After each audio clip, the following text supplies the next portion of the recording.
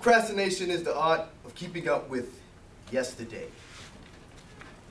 If it weren't for the last minute, I wouldn't get anything done. I do my work at the same time each day. The last minute. One more. Things may come to those who wait, but those are only the things left by those who hustle. All right, enough of that. Greetings, fellow Toastmasters.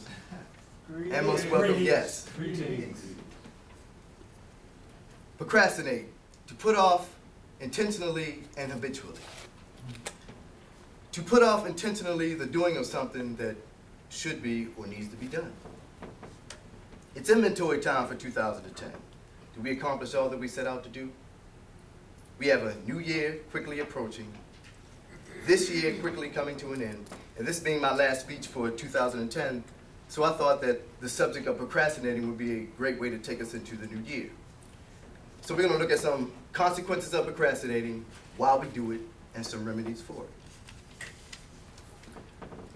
What we don't always see right away in that moment is that our procrastinating brings unfortunate consequences. And I know it seems to be a harmless human fault, but it can actually eat away at the quality of one's life. Let's look at the physical and mental effects. Studies of businessmen and women and students have shown that as deadlines drew near and stress levels rose, the procrastinators of the group suffered more physical symptoms and went to the doctors more often. Also, people who have a serious problem with procrastinating sometimes develop a shame complex. They go through this, I hate the fact that I can't make myself do what I want to do when I want to do it type of deal. So it's like the feeling that a job or a task has not been completed or even attempted attacks their morale. Another consequence would be producing a poor final product, meaning there are people who can perform under pressure in the last minutes, and the quality of their work never suffers. But most people end up cutting corners, lowering standards, compromising on safety issues, and therefore producing a substandard product or less than satisfactory product. But the last one I mentioned, which I think is the most important, are missed opportunities, blown opportunities. The window of opportunity does not stay open forever. It closes. And procrastinating can cause you to blow it. So if we don't start today, after a while, our today becomes yesterday. If we continue to miss out on the windows of opportunity, which again are constantly closing, yesterday becomes 5 days of yesterday. And then before you know it, we have 5 weeks of yesterday, and then 5 months of yesterday, and then 5 years of yesterday. And then you wake up, literally and figuratively, to 50 years of yesterday. You blew it. But opportunities are born every day. So let's recognize them and take advantage of them today. Okay, let me move on. So you say, Will, we get it. Procrastinating can potentially ruin the quality of one's life. Why do we do it, and how can we stop it? I'm way ahead of you. There are tons of reasons why people procrastinate. Here's one. Thrill seekers.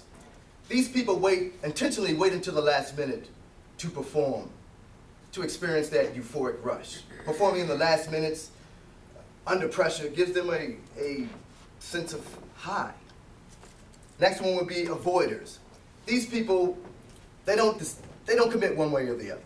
They don't decide to do something, they don't decide to not do something. They just avoid the situation altogether, usually for fear of success or failure.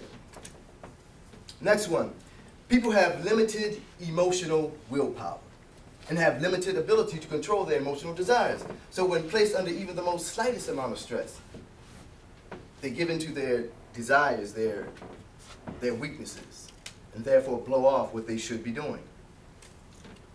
Difficulty. This project is way too hard, and people naturally tend to avoid difficult situations in favor of the easy ones. So they just blow off the easy one, the difficult one, in favor of the easy one. Just a couple of more. Time consuming. This job would take large blocks of my time, which I simply don't have. so we just have to sit it on the shelf and wait. Lack of knowledge or skill. I don't want to make mistakes, so until I learn how to do it, or someone teaches me, it's just going to have to wait. And last one is fear. This person is overly concerned with what people think. They don't want to make a mistake, they don't want to blow it, people will find out, and therefore talk about them. Now, there are various strategies to assist us with procrastinating, such as dissecting your work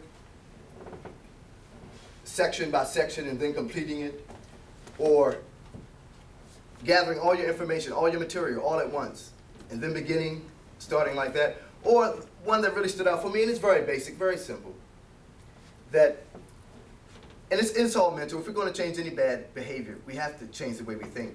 And it's think the opposite of your original thought. So, for example, if thrills are what you seek, convince yourself that conquering this particular goal or task will provide you with that well-needed rush, that euphoric rush. Tell yourself that it's not that hard. It's not going to take that long. And I'm sure I know how to do it, and if I don't, I'll learn as I go. And people are not concerned about whether I make mistakes or not. Because people are concerned with their own problems, like little Cindy and Johnny needs braces. I just got laid off, and to top it all off, my marriage is in trouble. Ain't nobody worrying about you, your mistakes, the problems you make. So, it's like this, now or later, which often turns into now or never. Let's make it now. It's the Toastmaster.